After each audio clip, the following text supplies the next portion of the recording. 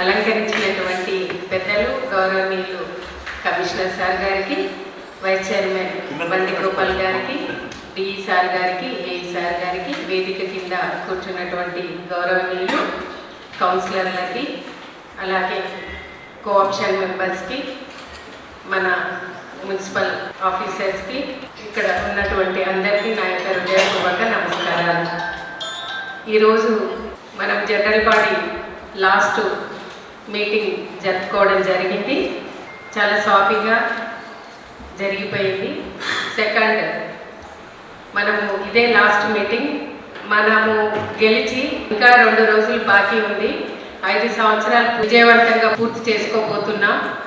కాబట్టి మనమందరం కూడా ఎంతో సంతోషించాల్సిన అవసరం ఉంది మనకందరికీ. ముఖ్యంగా గౌరవనీయులు ఎమ్మెల్యే ప్రకాష్ అన్న గారు దేవుడి తర్వాత దేవుడని నా ఉద్దేశంలో. ప్రజలచే ఎన్నుకొని మనం వచ్చి వాళ్ళని శాసిస్తున్నామంటే అది చాలా గొప్ప విషయం. ఆ అవకాశాన్ని, అదృష్టాన్ని అన్ననే ఇచ్చిండ్రు నాకు. తర్వాత మా హస్బెండ్, ఆయన ఏది చెప్పినా, ఆయన గురించి ఎంత చెప్పినా తక్కువే. నాకున్నటువంటి ఏవైతే ప్రజలకు సేవ చేయడం చాలా ఇష్టం. కాబట్టి ఆయన ఎప్పుడు నేను సేవ అంట. కాబట్టి ఈమె పొలిటికల్కి వెళ్తే ఇంకా చాలా మందికి సేవ చేసే అదృష్టం ఈమె కల్పించవచ్చు అనే ఒక ఆలోచనతో నన్ను గతంలో ఎంపీటీసీ చేసిండు. తద్వారా నేను సేవలు అందించడం జరిగింది 5 సంవత్సరాలు. నెక్స్ట్ మళ్ళీ మున్సిపల్ అయ్యింది. అయిన వెంటనే మళ్ళీ కూడా నేను కౌన్సిలర్గా పోటీ చేయడం జరిగింది. దాంట్లో ఎన్నో రకాల ఇబ్బందులు, వాటిని అన్నిటిని కూడా తట్టుకొని ఒకే ఒక అవకాశాన్ని ప్రకాష్ అన్న మాకు ఇవ్వడం జరిగింది.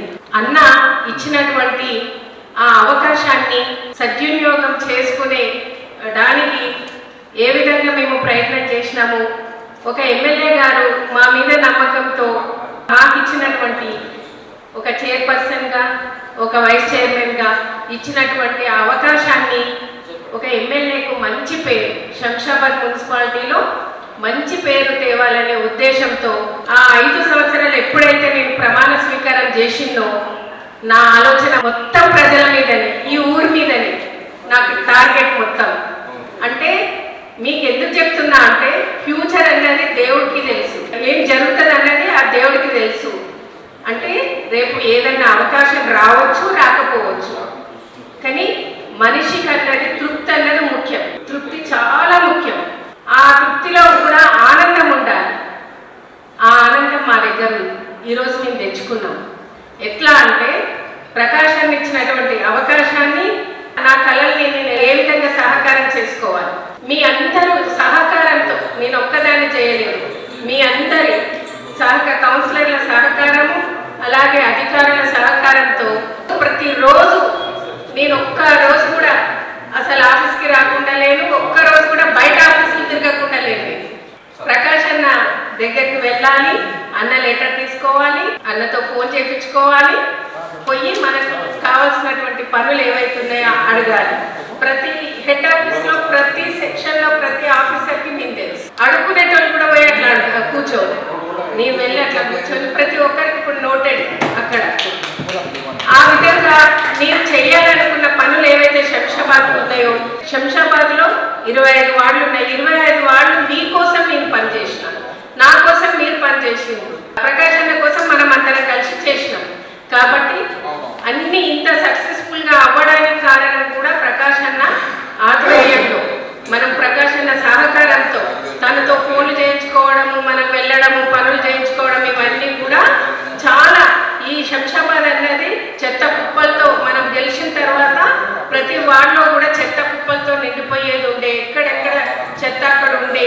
వెంటనే ఒక ప్రోగ్రామ్ వచ్చింది. ఆ ప్రోగ్రామ్ మనకు మంచిగా, ఆ ప్రోగ్రామ్ని మనం 25 వార్డులలో ఉండే వాళ్ళమంతా మంచిగా ఉపయోగించుకొని ఎక్కడెక్కడ చెత్త కుప్పలు ఉన్నవన్నీ తీసేసి నీట్గా క్లీన్ అండ్ గ్రీన్గా చేసేసినాం మన మున్సిపాలిటీని.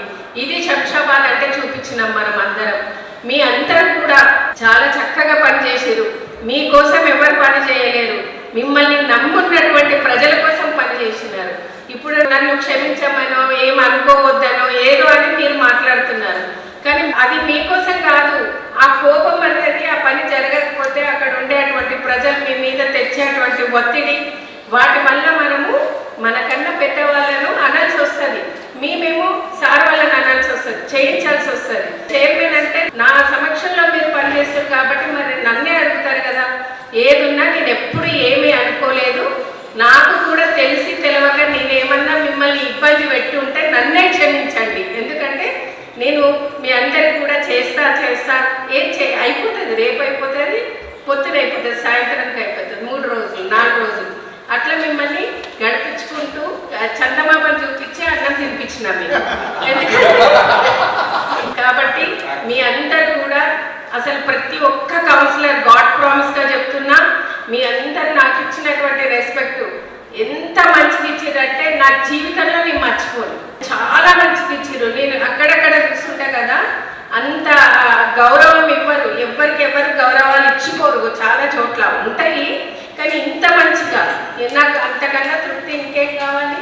కాబట్టి ఇప్పుడు మనం శంషాబాద్ వచ్చిన తర్వాత గౌరవనీయులు ఎంపీ గారు అలాగే ఎమ్మెల్యే గారి ఆధ్వర్యంలో మనము 100 కోట్లు తీసుకురావడం జరిగింది. మన శంషాబాద్లో NH44 రోడ్డు కటింగ్ చేసి ఆర్బీ నగర్కు కృష్ణా వాటర్ అందించడం అది గొప్ప విషయం. అసలు అది చాలా సంచలనమైంది. ఎందుకంటే అప్పట్లో ఇక్కడ వాళ్ళు మాకు నీళ్ళు లేవు అంటే మనం ఒక్కరోజు రాత్రిళ్ళు పొద్దున సాయంత్రం 6 నుంచి పొద్దుట 5:30 వరకు కూర్చున్నాం. అందరు వచ్చిర్రు, అందరు చూసిర్రు, అందరి సమక్షంలోనే మనం ఆ పని చేయడం జరిగింది. అదేవిధంగా రైల్వే కమాన్ దగ్గర డబుల్ రోడ్ వేసినాం. అది ఇప్పుడు ఎంత బాగుంది, చాలా బాగుంది చూడ్డానికి. శంషాబాద్కు ఒక ముఖద్వారం చాలా బాగా ఉన్నది. అదేవిధంగా వైకుంఠ రథాలు 1 పోయి 2 చేసుకున్నాం. ఎందుకంటే ఒక్కొక్క రోజు రోడ్డు అవతల కూడా ఇద్దరు చచ్చిపోతుంది కాబట్టి మనకి ఇబ్బంది కలుగుతుంది కాబట్టి మనం 2 తీసుకొచ్చుకోవడం జరిగింది. అదేవిధంగా ఎమ్మెల్యే గారి సహకారంతో ఎంపీ గారి సహకారంతో డిగ్రీ కాలేజ్ కూడా మనం ఏర్పాటు చేసుకోవడం జరిగింది. కౌన్సిల్ సహకారంతో HMD నుంచి 50 కోట్లు, మాది TUF IDC నుంచి 20 కోట్లు, సుమారుగా మున్సిపల్ జనరల్ ఫండ్ 30 కోట్లతో అభివృద్ధి చేసుకోవడం జరిగింది. అదేవిధంగా సెటిలింగ్ కూడా మనం తీసుకురావడం జరిగింది. ఎంతో మంది యూత్కి మనము ఉపాధి కోసం శిక్షణ ఇవ్వడం జరుగుతుంది కాబట్టి చాలా మంది ఆ సెటిల్ను ఉపయోగించుకుంటున్నారు. తద్వారా మనము చాలా పెద్ద పనులు చేసినాము, ఇంకా చాలా చేసినాము. కాబట్టి అన్ని వాళ్ళల్లో కూడా అభివృద్ధి జరిగింది. రోడ్లు, డ్రైనేజీలు, మున్సిపల్ అంటేనే అది రోడ్లు, డ్రైనేజీలు, చెత్త తీసేయడం అవే చాలా నీట్గా జరిగినాయి మన దగ్గర. కాబట్టి చాలా బాగా చేసినాం మనమందరం కూడా. ఎమ్మెల్యే ప్రకాష్ అన్న గారికి మనకిచ్చినటువంటి అవకాశానికి ఎంతో రుణపడి ఉండాల్సిన అవసరము ఉంది. కాబట్టి అదేవిధంగా ఇప్పుడు నాకు సహకరించినటువంటి గౌరవనీయులు పాత కమిషనర్ సాగర్ సార్ గారికి, అలాగే మన భోగేశ్వర్ సార్ గారికి, అలాగే ప్రజెంట్ ఉన్నటువంటి సుమన్ సార్ గారికి, అలాగే పాత డిఈ యూనిస్ సార్ గారికి, TPO సార్ శ్రీనివాస్ సార్ గారికి, అలాగే ప్రజెంట్ ఉన్నటువంటి డిఈ సాజిద్ సార్ గారికి, అలాగే మన ఏఈ సార్ గారికి, ముఖ్యంగా లక్ష్మయ్య సార్ గారికి, మనోజ్ గారికి, అబ్బాస్, అనిల్కి, దుర్గాకి, మేనేజర్ శ్రావణి మేడం గారికి, అలాగే మన మున్సిపల్ సిబ్బందికి అందరూ నాకు ఎంతో సహకరించి చాలా చక్కగా నేను చెప్పిన వెంటనే కూడా పని చేయడము అదంతా కూడా నన్ను గౌరవిస్తూ చేసిండ్రు. వాళ్ళు ఎవరైనా ఫోన్ చేస్తే కూడా నాకు ఫోన్ చేసి ఈ పని చేయాలా లేదా అని అడిగి గౌరవించి చాలా చక్కగా నాకు సహకరించి మంచి పేరు తీసుకురావడం జరిగింది. అది చాలా మందిలో, అది కొద్ది మందిలో నాకు ఆ గౌరవం దక్కిందని ఆ దేవుడికి ఎప్పుడు నేను రుణపడి ఉంటా. అలాగే మీ అందరికీ కూడా నేను రుణపడి ఉంటా. ముఖ్యంగా నా విజయానికి, నేను ఇంత ముందుకు రావడానికి, ఇంత సక్సెస్ అవ్వడానికి ఇవన్నిటికీ కారణం అంటే మున్సిపల్కి సంబంధించిన దానికి నాకు పిఏగా ఉన్నటువంటి నా సోదరుడు, ఆయన గురించి ఎంత చెప్పినా తక్కువే. ఆయన కౌన్సిలర్లకు అందరికీ నోట్లో నాలుకగా ఉండి వాళ్ళ పని చేసి నాకు ఒక్క రిమార్క్ లేకుండా ఉన్నటువంటి అధికారులకు కూడా సహకరించి ఒక్క మాట కూడా ఎవరితో పడకుండా రాత్రి బావులు పనిచేసి పెట్టిండు. ఆయన రుణం కూడా నేను ఎప్పుడు మర్చిపోను. అదేవిధంగా వైస్ చైర్మన్ బండి గోపాల్ గారు కూడా నాకు ఎంతో గౌరవం ఇచ్చి చాలా మంచిగా నన్ను ముందుకు తీసుకెళ్ళిండు. అలాగే నా గురించి చాలా మంది ఇప్పుడు జాంగీర్ భాయ్ అంటే నాకు చాలా ఇష్టం. ఎందుకంటే నేను ఎఫ్ఈటీస్ ఉన్నప్పుడు జాంగీర్ భాయ్ ఆప్షన్ ఉండే, అప్పుడు కూడా నాకు సహకరిస్తుండే. చాలా మంచి వ్యక్తి, అంటే అందరు మంచి వ్యక్తులు, కానీ జాంగీర్ భాయ్ అప్పటి నుంచి నాకు జాంగీర్ భాయ్ ఉంటే నాకు జనరల్ బాడీ మీటింగ్లో ఓకే, నన్ను మాట్లాడనిచ్చే వాళ్ళు కాదు, ఆమె మాట్లాడేది ఫస్ట్ టైం లేచి నిలబడుతుంది. జాంగీర్ భాయ్కి ఎప్పుడు మీ సహకారం నాకు ఉండాలని కోరుకుంటున్నా.